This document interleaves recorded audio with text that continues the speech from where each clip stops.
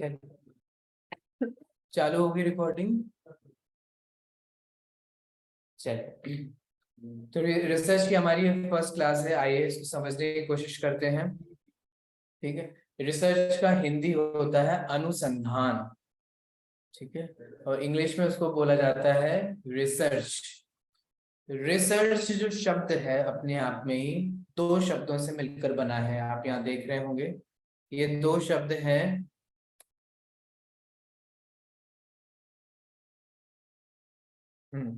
री और सर्च। ठीक है, इन दो शब्दों से मिलकर के ये रिसर्च बना है। और इसका मतलब ही ये होता है, री का मतलब होता है दोबारा, और सर्च माने ढूंढना, फाइंड आउट करना। ठीक है, तो रिसर्च का मतलब ही होता है जब बार बार बार बार चीजों को देखा जाता है, ढूंढा जाता है, खोजा जाता है, उसके बारे में विचार किया जाता है, अन्वेषण किया जाता है, सोचा जाता है, तो वो सब क्या कहलाता है? वो कहलाता है रिसर्च। ठीक है, तो शब्द से इसका मतलब समझ में आया रिसर्च का। देखिए, और भी इसके मीनिंग्स हैं कई सारे। ए careful A careful investigation for new facts in any branch of knowledge।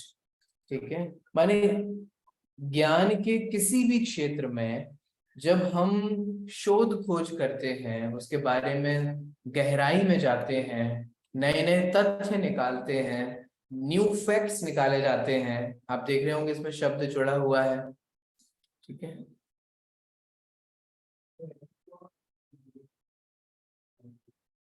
ठीक है, न्यू फैक्ट्स जो निकाले जाते हैं, नई नई जानकारियां जो निकाली जाती हैं, वो सब क्या कहलाती है? रिसर्च कहलाती है। आप लोग अखबार पढ़ते होंगे तो आप देखते होंगे कि कितनी सारी चीजें ये आती हैं अखबारों में कि रिसर्च में पाया गया कि अ, आदमी ऐसे होते हैं अथवा औरत ऐसे होते हैं, और आदमी के मुकाबले औरतों में ये चीज ज्यादा पाई जाती है, अथवा इस उम्र के व्यक्ति को इस चीज को खाने का खतरा होता है। ये सब देखते हो, पढ़ते हो, बहुत सारी रिसर्चेज आती रहती हैं, अखबारों में भी आती हैं, न्यूज में भी आती हैं। अच्छा, न्यूज में भी आप देखते हो कि जब भी इलेक्शंस वगैरह होते हैं, है ना, तब उसमें कहा जाता है कि ये पार्टी जीतने, इलेक्शन पोल्स निकलते हैं ना, ये पार्टी जीतेगी, ये ऐसा करेगी, वो ऐसा करेगी, है ना। तो ये सब भी सारी चीजें जो होती हैं वो उस अनुसंधान पे ही की जाती हैं। वो कैसे होती हैं, कैसे नहीं होती हैं, उसमें क्या क्या चीजें होती हैं, वो सब बात की समझने की चीज है। बट आप इतना समझ लीजिए कि रिसर्च में न्यू फैक्ट्स निकाले जाते हैं किसी भी ज्ञान के क्षेत्र में। ठीक है, in fact research is a subconscious activity that we are involved in at all times। ठीक है, अब यहाँ क्या कह रहे हैं कि रिसर्च एक ऐसी एक्टिविटी है जिसके साथ हम जुड़े ही रहते हैं, और 24 घंटे जुड़े रहते हैं, कॉन्शियसली अनकॉन्शियसली। माने आप कोई भी काम कर रहे हो तो आप उसमें रिसर्च करके ही करते हो। देखो, जैसे आपको शॉपिंग करने जाना है, ठीक है, तो आप किसी भी दुकान पे चले जाते हो कि आप अच्छे से शोध खोज करते हो कि कौन सी दुकान सही रहेगी, कौन सी नहीं रहेगी। ये देखो, ये अपने घर के पास पड़ेगी, लेकिन सोचो नहीं नहीं, ये घर के पास तो है लेकिन ये रेट बहुत ज्यादा लेता है, इसके पास माल अच्छा नहीं होता है ना। फिर आप किसी दूसरे के पास जाते हो, दूसरे के, माने आप देखेंगे समझेंगे तो ये पता चलेगा कि हम कोई भी चीज कर रहे हो, हम एक गाड़ी खरीदने जाते हो, कोई हॉलिडे पे जाते हो, कहीं सामान खरीदने जाते हो, है ना, सब्जी भी खरीदने जाते हो, जब हम कोई भी चीज खरीदते हैं तो हम उसको अच्छी तरीके से शोध खोज करके कि कहाँ सही मिलेगी, कहाँ नहीं मिलेगी, क्या अच्छा होगा, क्या नहीं होगा, इस तरीके से अच्छी तरीके से चेक करते हैं। ठीक है, शोध खोज करते हैं। तो ये सब भी रिसर्च कहलाता है। वास्तव में हमें रिसर्च करना नहीं सीखना है। एक दृष्टि से विचार किया जाए तो हम अपने जीवन में ऑलरेडी रिसर्च कर रहे हैं, लेकिन अब हमें जैन दर्शन के क्षेत्र में कैसे रिसर्च की जाती है वो सीखना है, वो समझना है। ठीक है, और उसको करने की क्या विधियां होती हैं, मेथड्स होते हैं, उनको जानना है। आगे देखिए, एक रेडमैन एंड मोरी है, उन्होंने थ्योरी दी कि research is a systematic effort to gain a new knowledge.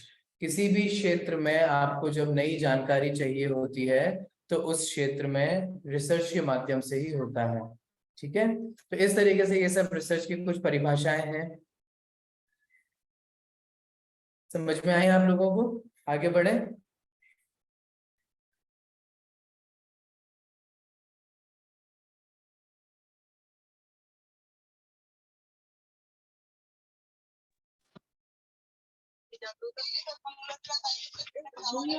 एक मिनट आगे बढ़ते हैं रिसर्च के संदर्भ में। देखो रिसर्च के संदर्भ में क्या कहा जाता है, defining and redefining problems. Asha ji आपका माइक खुला हुआ है।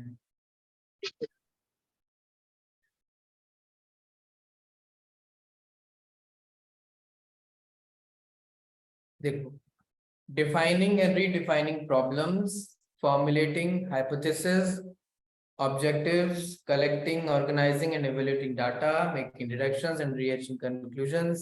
देखो ये सब चीजें क्या है, माने देखो हर ज्ञान के क्षेत्र में कोई ना कोई प्रॉब्लम्स हैं। जैसे आप देखोगे कुकर भी जो है, कुकर क्या है, आज जो कुकर आप इस्तेमाल कर पा रहे हो ना, वो किसी के द्वारा रिसर्च की गई है। उस रिसर्च के प्रतिफल में आप उसको इस्तेमाल कर पा रहे हो। हम ऑटोमोबाइल यूज कर रहे हैं, मोबाइल यूज कर रहे हैं, ठीक है, टीवी है ना, बल्ब, ये सारी चीजें जो है ये क्या है, उन रिसर्च के ही तो परिणाम है।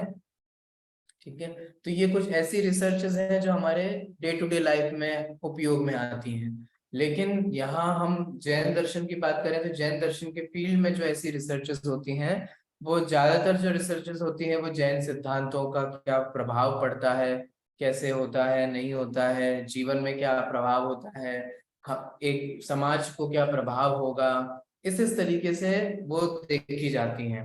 अथवा साहित्य के क्षेत्र में भी देखा जाए कि अच्छा विविध आचार्यों ने क्या क्या उसके बारे में कहा है, किसने क्या किसी ने ऐसा कहा है तो किसी ने वैसा कहा है, ये सब भी रिसर्चेस होती हैं।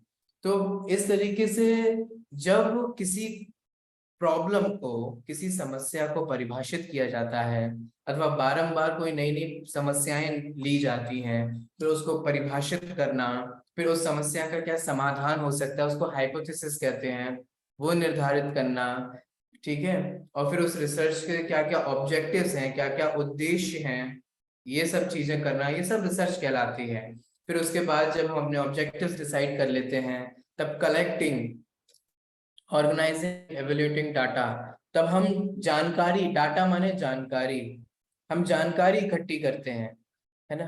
जैसे मान लो मैं आप सभी लोगों से बोलूं कि जीव के बारे में लिखिए, ठीक है, तो आप जीव के बारे में लिखेंगे तो आप क्या करेंगे कि जगह जगह से अलग अलग शास्त्रों में जीव का क्या स्वरूप कहा गया है, उसका क्या लक्षण कहा गया है, ये इकट्ठा करना शुरू कर देंगे कि नहीं कर देंगे? आप कहेंगे कि यहाँ श्वेतांबर आगम में ऐसा कहा गया है, दिगंबर आगम में ऐसा कहा गया है, तत्वार सूत्र में ऐसा है, समय सार में ऐसा है, ठीक है, प्रवचन सार में वैसा है, भगवई में ऐसा है, आचारांग में इस प्रकार से है। तो सिंपल सी बात इतनी सी है कि जब भी किसी भी चीज को परिभाषित किया जाता है, समस्या को परिभाषित किया जाता है, तब उसके संदर्भ में हम कलेक्ट डाटा, कलेक्ट जानकारी इकट्ठी करने लग जाते हैं, तो वो तो कलेक्टिंग कहलाएगा। फिर हम उसको ऑर्गेनाइज करने लग जाते हैं, अच्छा ये इससे संबंधित है, वो उससे संबंधित है, ये ऐसा है, उसको ऑर्गेनाइज करने लग जाते हैं। और फिर उसको हम जानकारी जो इकट्ठी की गई है उसको फॉर्म में देते हैं कि अच्छा ये इस प्रकार, यहाँ जीव के भेद प्रभेदों की चर्चा है, ये जीव के स्वरूप की चर्चा है, ये जीव के लक्षण की चर्चा है। इस तरीके से हम उसको डिवाइड करने लग जाते हैं और फिर हम निष्कर्ष निकालते हैं और इसके माध्यम से हम किसी निष्कर्ष पे जाकर के पहुंचते हैं।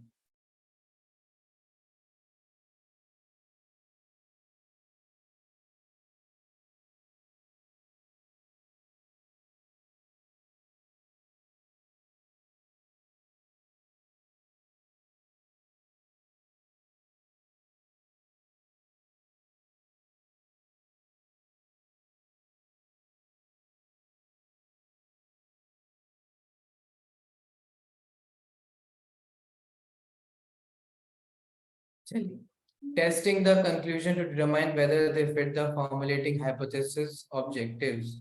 ठीक है, फिर जो हम निष्कर्ष निकालते हैं, देखो कोई भी चीज हो, एक समस्या होती है, उस समस्या का प्रारंभिक जो समाधान हमें समझ में आता है उसको कहते हैं हाइपोथेसिस।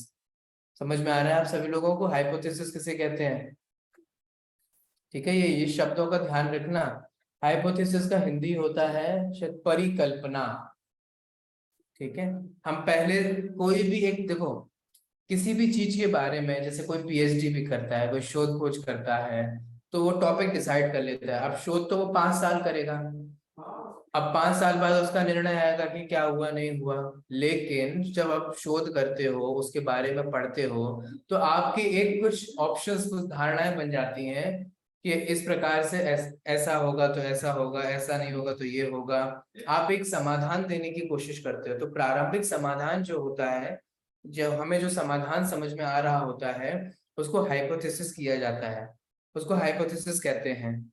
और जब हमारी रिसर्च हो जाती है, उसके बाद जो हमने हाइपोथेसिस दिया था, ठीक है, जो हमने समाधान दिया था, वो चेक होता है कि वो सही है कि नहीं है, कि वो गलत है क्या है। तो इस तरीके से ये सारी चीजें निर्धारित की जाती हैं। अब एक रिसर्च जो है हमारी, वो कैसी होनी चाहिए, उसका क्या स्वरूप है, उसको देखो यहाँ पे बता रहे हैं। रिसर्च, रिसर्च जो होनी चाहिए, वो उसमें वैलिडिटी होनी चाहिए। ठीक है, वैलिडिटी क्या होता है? Validity means that correct procedures have been applied to find answers to a question. किसी भी चीज, प्रश्न का, किसी भी समस्या का समाधान जो है वो वैलिड होना चाहिए। वैलिडिटी कब आएगी उसमें? वैलिडिटी तब आती है जब उसके में सही प्रोसीजर्स का इस्तेमाल किया गया हो। ठीक है, स्टेप बाय स्टेप जो प्रोसीजर्स होते हैं, उनका सही से इस्तेमाल किया गया हो, तभी वो जो रिसर्च है वो कहलाएगी कि वो वैलिड है। ठीक है, जैसे मान लीजिए कि साइंस की बहुत सारी रिसर्चेस होती हैं, विज्ञान के क्षेत्र में जो रिसर्चेस होती हैं, उसमें बहुत सारे एक्सपेरिमेंट्स किए जाते हैं।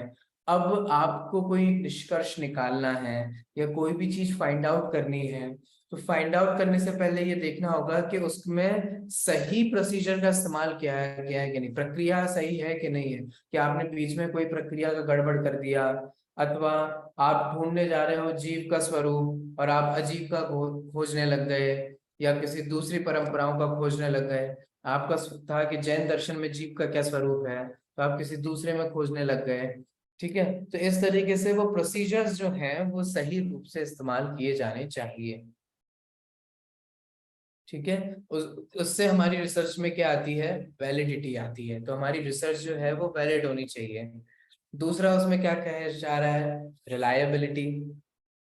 ठीक है, अब रिलायबिलिटी क्या होता है? Reliability refers to the quality of a measurement procedure that provides repeatability and accuracy. ठीक है, रिपीटेबिलिटी एंड एक्यूरेसी। अब इसको देखो क्या कहते हैं। जैसे मान लो कि वैज्ञानिकों ने एक दवाई निकाली और उनने ये सिद्ध कर दिया कि इस दवाई को खाने से पेट में दर्द नहीं होता, और पेट में दर्द जो हो रहा होता है वो मिट जाता है। ठीक है, अब उन्होंने ये निकाल दी। अब उन्होंने तो कह दिया कि इसको खाने से पेट में दर्द दूर हो जाता है, लेकिन किसी दूसरे ने उस दवाई खाई, उसका दूर नहीं हुआ। किसी तीसरे ने खाई, उसका नहीं हुआ। किसी चौथे ने खाई, उसका दूर नहीं हुआ। तो फिर इसका मतलब आपकी रिसर्च झूठी निकली कि इस दवाई को खाने से पेट में दर्द दूर हो जाता है। सिंपल सी बात इतनी सी है कि जो आपके परिणाम निकले हैं, वो परिणाम ऐसे होने चाहिए कि कोई भी व्यक्ति उस पर्टिकुलर प्रोसीजर को फॉलो करे तो उसका भी वही समाधान निकले। ठीक है, ऐसा ना हो कि आपने जब कोई अच्छी सी डिश बनाई तो उस प्रक्रिया को फॉलो करके आपकी तो बन गई जलेबी, और मैंने बनाई तो उसमें बन गई नमकीन। तो ऐसा नहीं होना चाहिए कि एक ही प्रोसीजर को फॉलो करके किसी की नमकीन बन रही है और किसी की जलेबियां बन रही हैं। ख्याल में आ रहा है, समझ में आ रहा है? उसका जो प्रॉपर प्रोसीजर है उसको जो कोई भी फॉलो करे तो वही समाधान को आए। समझ में आ रहा है? आप यदि जैन दर्शन के क्षेत्र में भी कोई शोध करते हैं और आप देखते हैं कि इस प्रकार के इस चीजों को इस्तेमाल किया गया है, इन ग्रंथों को रेफर किया गया है, तो ऐसा होना चाहिए कि जो जो उन ग्रंथों को देखे, समझे, पढ़े, तो वो उसी प्रकार से निष्कर्ष पर पहुंचे। ऐसा नहीं होना चाहिए कि किसी का कुछ निष्कर्ष निकल रहा है तो किसी का कोई निष्कर्ष निकल रहा है। ठीक है, तो वो रिलायबिलिटी होनी चाहिए। अगला क्या है? अगला है अनबायस्ड एंड ऑब्जेक्टिव। अनबायस्ड, कि वो बायस्ड नहीं होना चाहिए।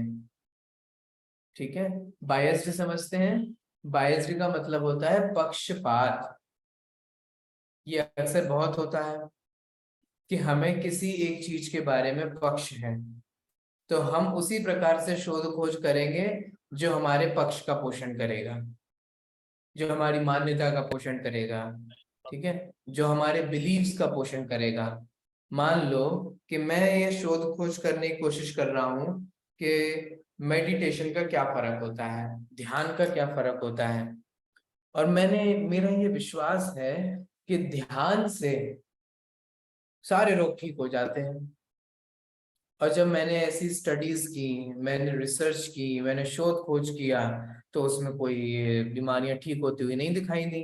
लेकिन फिर भी मैंने उसको टेढ़ा मेढ़ा कर करा के और ऐसे कुछ भी कर करा के, है ना, कोई भी प्रक्रिया का इस्तेमाल करके और उसको ऐसा दिखाने की कोशिश कर दी कि देखो ध्यान से ये सारी चीजें हो जाती हैं। तो ये कोई रिसर्च किसी काम की नहीं रही, कोई मतलब नहीं रहा उसका। क्यों? क्योंकि आप पक्षपात सहित होकर के आपने ये शोध खोज किया। रिसर्च करने की, शोध खोज करने की सबसे पहली नियम यह है कि आपको अनबायस्ड होना पड़ेगा। ठीक है, आपको पक्षपात से रहित होना पड़ेगा। अगर पक्षपात होगा तो आप सही रिसर्च नहीं कर पाओगे। ठीक है, हमारे एक जैन आचार्य कहते हैं ना, पक्षपातो न मे वीरो न द्वेषो कपिलादिषु युक्तिमद्वचनं यस्य तस्य कार्या परिग्रह। देखो हमारे आचार्य क्या कहते हैं? हमारे आचार्य कहते हैं पक्षपातो न मे वीरो। तुम ऐसा मत समझना कि मुझे वीर से, महावीर से कोई पक्षपात है। और ना द्वेषो कपिलादिषु, ऐसा नहीं है कि मुझे महावीर से कोई राग हो और कपिल आदि से कोई द्वेष हो। ये कौन कह रहा है? अपने जैन आचार्य कह रहे हैं कि ना मुझे महावीर से राग है और ना मुझे कपिल आदि। कपिल आदि जानते हो? Yes sir. किसके प्रवर्तक हैं बताइए, कौन से मत के? सांख्य दर्शन के। बहुत अच्छे। ठीक है, सांख्य दर्शन के जो प्रवर्तक हैं, जो अधिष्ठापक हैं, वे कपिल कहे जाते हैं। तो अपने जैन आचार्य कहते हैं कि ना मुझे महावीर से राग है और ना मुझे कपिल आदि से द्वेष है। तो फिर आप इस धर्म को क्यों मानते हो? युक्ति मद वचनम यस्य, जिसके वचन, ठीक है, जिसकी बात में युक्ति होगी, तर्क होंगे, लॉजिक होंगे, जो न्याय की कसौटी पे कसा जाएगा, ठीक है, हम तो उसकी बात को मानेंगे, हम तो उसके पक्ष को स्वीकार करेंगे। समझ में आ रहा है? ठीक है, मैंने सिंपल सी बात इतनी सी है कि हमें अपने जीवन में परीक्षा प्रधान ही होना है। सिंपल सी बात है कि हाँ, ना तो हमें इस दुकानदार से कोई द्वेष है और ना किसी दूसरे दुकानदार से कोई राग है। जिसकी दुकान पे अच्छा सामान मिलेगा उसकी दुकान पे हम सामान लेने जाते हैं। होता है कि नहीं होता है?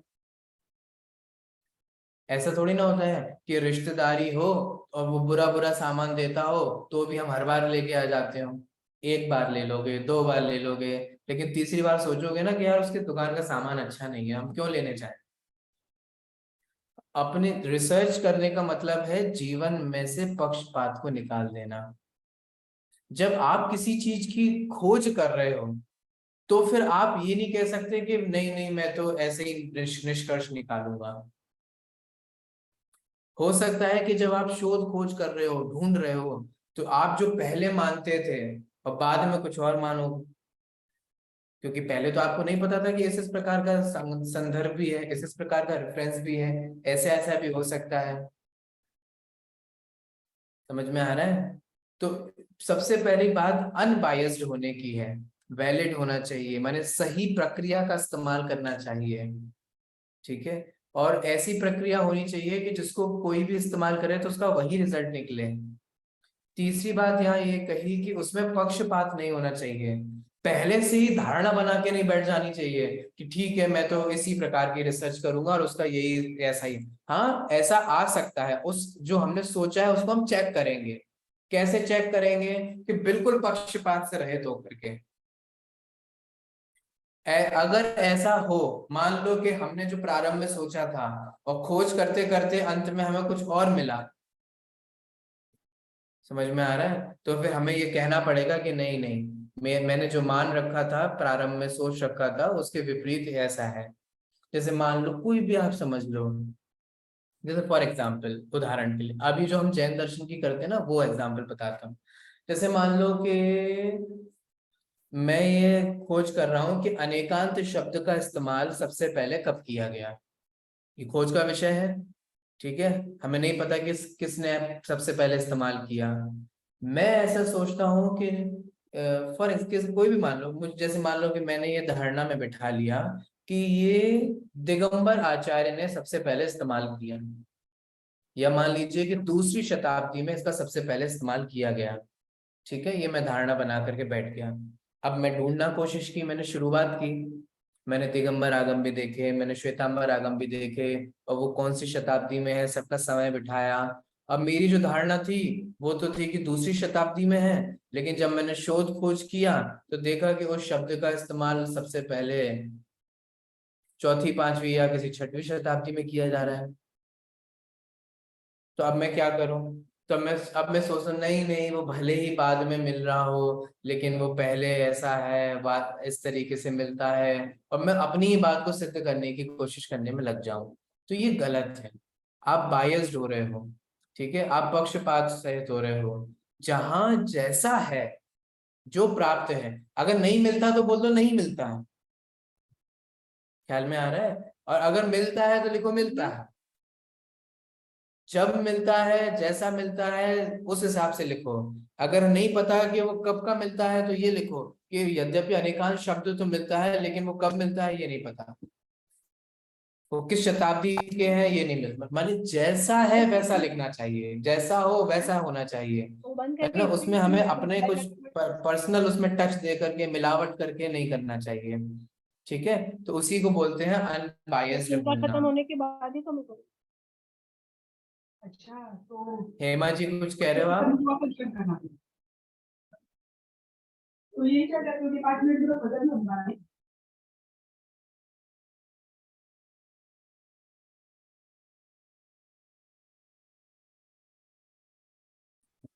चलिए, देखो यहाँ क्या कहते हैं। Unbiased and objective means that you have taken each step in an unbiased manner and drawn each conclusion to the best of your ability without introducing your own vested interest। माने अपनी इंटरेस्ट के हिसाब से result मत निकालना। देखो जैसे मैं इसको बहुत सरल एग्जांपल दूं, आपको पता है आज कैसी, माने देश में और विदेश में इतनी सारी लेबोरेटरीज हैं कि आप पैसे देके कुछ भी सिद्ध करवा सकते हो। आपने देखा होगा कि एक हमने, जैसे मान लो एक लेबोरेटरीज होती है, ठीक है, हमने उन लेबोरेटरीज वालों को पैसे दे दिए और ये पैसे देके कह दिया कि आप ये सिद्ध करो, आप ये प्रूफ करो। क्या प्रूफ करो? कि अंडा जो होता है वो वेजिटेरियन होता है, साइंटिफिकली प्रूव कर दो।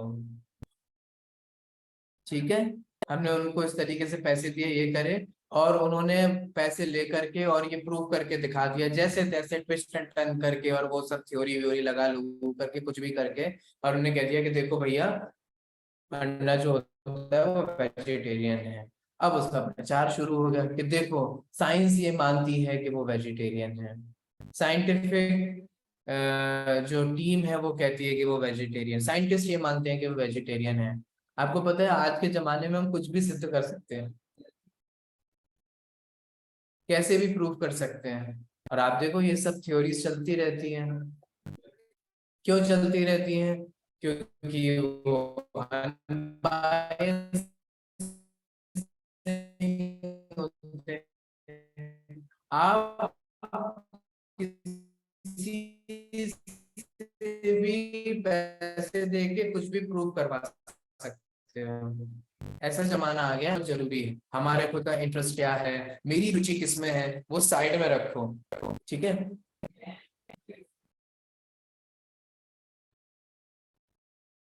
आवाज आ रही है आप लोगों को? Yes sir. जी सर।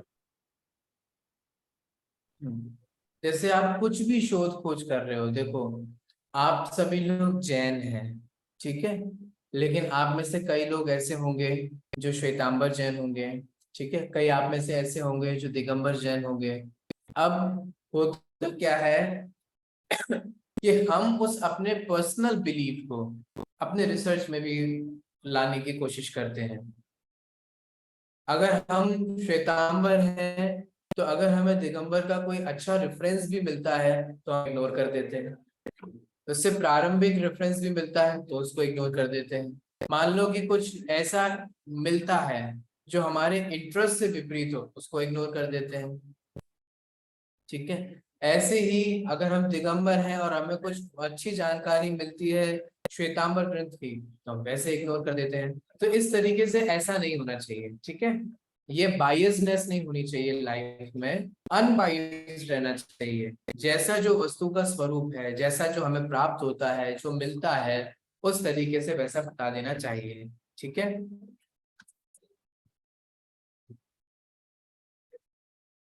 समझ में आया आपको ये? यस आगे सर। बढ़े थोड़ा।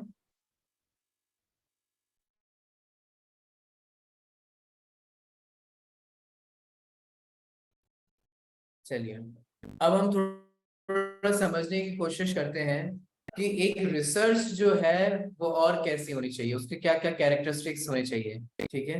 देखो सबसे पहले कह रहे हैं कि वो जनरलाइज्ड होनी चाहिए।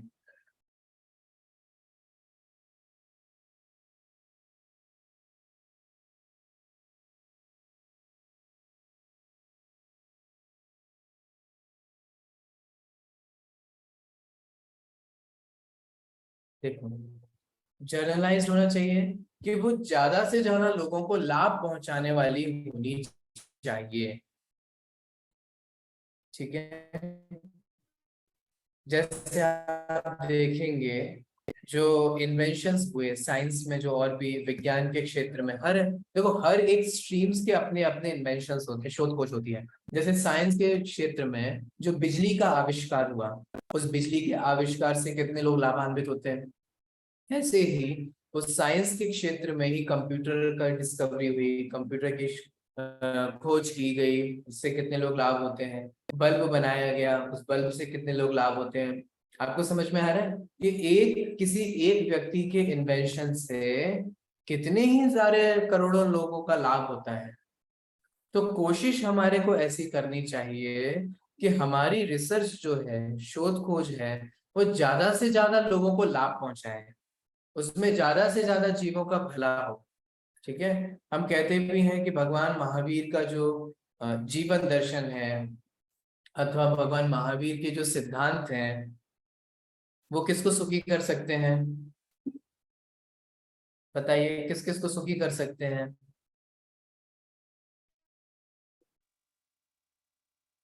सभी को सर, श्रावक श्राविका साधु साध्वी सभी को। बताओ भैया किसको सुखी कर सकते हैं? सभी जीवों को सुखी कर सकते हैं।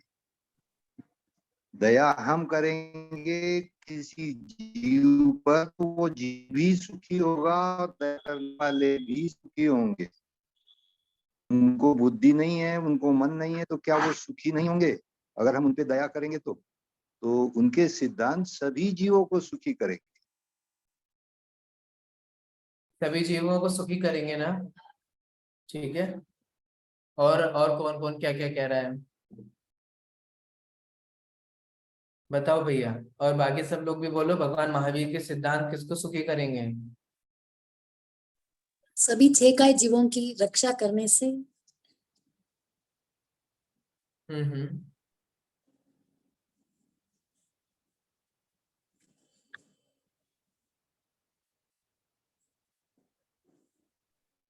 हाँ उसको भी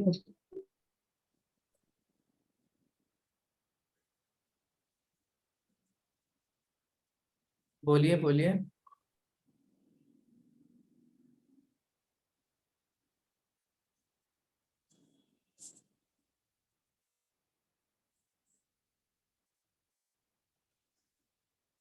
देखो एक बात समझो, आजकल विदेशों में मिनिमलिज्म बहुत चल रहा है, माने कम रिसोर्सेज में जीवन यापन करने का बहुत बढ़ावा दिया जा रहा है, ठीक है। कि आप मिनिमल रहो, कम से कम चीजों को रहो। भगवान महावीर का जो अपरिग्रह का सिद्धांत है, क्या आपको नहीं लगता कि विश्व उसी की ओर आगे बढ़ता जा रहा है धीरे धीरे करके?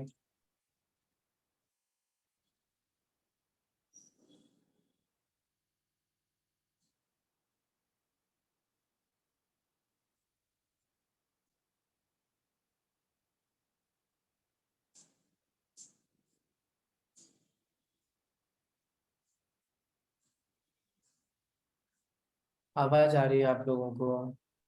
हाँ सर। आ रही है, आवाज आ रही है। मुझे आप लोग दिख नहीं रहे।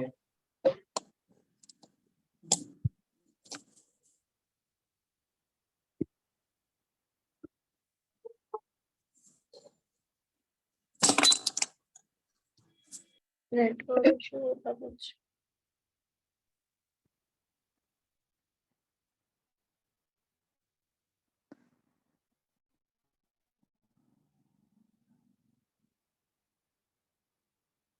आप लोगों ने अपना वीडियो ऑफ किया हुआ है कि मुझे नहीं दिख रहे हो? सर हमारे ऑन है सर वीडियो। सबके ऑन ही से वीडियो तो सबका खुला है। 3:15 हो गया। चलिए, देखो मैं तो आपसे ये कह रहा था, हम सब लोग जो जैनिज्म को फॉलो कर रहे हैं, हम सब ये समझते हैं कि भगवान महावीर के सिद्धांत जो हैं उनमें सभी जीवों के कल्याण की बात है, ठीक है। ऐसा नहीं है कि जैनों का ही कल्याण होगा, ऐसा नहीं है कि सिर्फ भारत के लोगों का ही कल्याण होगा। उसको जो कोई फॉलो करे उसके जीवन में सुख आएगा, शांति आएगी। आज देखो कितने लोग स्ट्रेस में जीते हैं, आप सिद्ध कर दो कि भगवान महावीर के इस सिद्धांत को मानोगे तो जीवन में शांति आएगी। प्रूव करो। लोग आपकी बात को मानेंगे, लोग अनेकांत को मानेंगे, लोग अपरिग्रह को मानेंगे। मैंने अपरिग्रह के बारे में बोला था, आप लोगों को आवाज आई थी उसके? हाँ सर। लोग धीरे धीरे इस मार्ग की ओर बढ़ रहे हैं और लोग बढ़ावा देते हैं। एपीजे अब्दुल कलाम की लोग तारीफ करते हैं ना कि उनके घर से कोई सामग्री नहीं मिली थी, सिर्फ एक दो कपड़े थे, कुछ बुक्स थी, कुछ खाने की चीज थी, बस। अब देखो धीरे धीरे करके हमें क्या करना है, हम सब ये जानते हैं कि वे सिद्धांत बहुत जरूरी है, बहुत कल्याणदायी है। अगर कोई जीव जीवन में अपनाए तो उसका कल्याण हो सकता है, ठीक है। बस इसको प्रूफ करने की जरूरत है। आप बस इतना सा प्रूव कर दो कि किसी को क्षमा करने से आपके जीवन में शांति आएगी, किसी को क्षमा करने से स्ट्रेस मैनेजमेंट हो जाएगा, किसी को क्षमा करने से आपके मन का बोझ कम हो जाता है। और जब आप किसी को क्षमा करते हो तो आप अंदर से निर्भर हो जाते हो, जीवन में तनाव नहीं होता, शांति नहीं होती। इतनी सी बात सिद्ध करनी है, वही यही रिसर्च है, कोई बहुत बड़ी बड़ी चीजें नहीं होती, ठीक है। इस तरीके की बहुत सारी रिसर्चेस होती हैं और की जानी चाहिए। क्या होगा, इससे बहुत सारे लोगों को लाभ होगा, ठीक है। तो ये बहुत सारी चीजें हैं, और भी बहुत कुछ हम जानने की कोशिश करेंगे। अभी तो आपका समय हो गया है, दूसरी क्लास भी आपको पढ़नी है। तो इस तरीके से थोड़ा बहुत परिचय आपको रिसर्च के संदर्भ में मैंने यहाँ पे देने की कोशिश की। कोई क्वेश्चन हो तो पूछ लीजिए आप लोग। सर आज की रिकॉर्डिंग और पीपीटी क्या आप लिंक के ऊपर डाल सकते हो? जो हमारा डिस्क्रिप्शन वाला जो है उसमें आपकी लिंक रहेगी तो उसमें मिल जाएगी तो हम सुन पाएंगे। क्या कह रहे हो आप? एमए वाली जो हमारी लिंक है जूम की, उसके डिस्क्रिप्शन में रिकॉर्डिंग्स आपके अलग लिंक में मिल पाएगी। चलिए ठीक है, अपनी क्लास रिकॉर्ड तो हुई है, आपको प्राप्त करा देंगे। हाँ, मतलब लिंक डेट वाइज या सब्जेक्ट वाइज मिलेगी ना, तो हम आगे से आगे जब भी उसको कितनी बार पढ़ना है सुनना है पढ़ सकेंगे ना।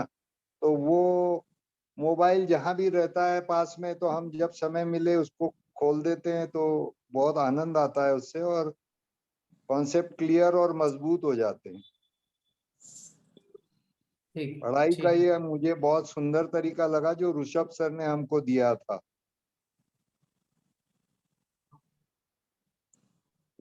क्या कह रहे हो आप? आवाज नहीं आ रही, क्या कहा? ये ऋषभ सर ने जो तरीका हमको दिया था बार बार रिकॉर्डिंग सुनने का, ये बहुत सुंदर तरीका लगा अपने आप को कॉन्सेप्ट क्लियर करने का और मजबूत करने का। हाँ हाँ, आपको अपनी क्लास तो रिकॉर्ड हुई है, आपको उसके लिंक दे देंगे। हाँ, वो डिस्क्रिप्शन में उन्होंने अपनी एक अलग लिंक बना के डेट वाइज सब्जेक्ट वाइज वो दे रखे थे सारे रिकॉर्डिंग। तो रिक्वेस्ट है ठीक, सर उसके लिए आपको चलिए भी। आपको प्राप्त करा दूंगा मैं।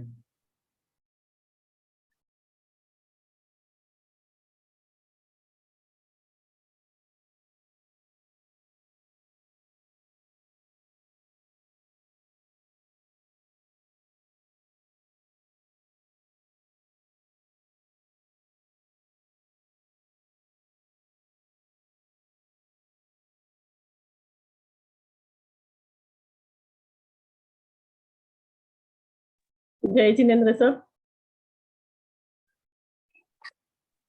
जय ये क्लास आप जिनेन्द्र मैम। छोड़ दीजिए, लीव कर दीजिए और अपने वहां पे जो है ना लिंक डिस्क्रिप्शन में उसमें ज्वाइन कर लो।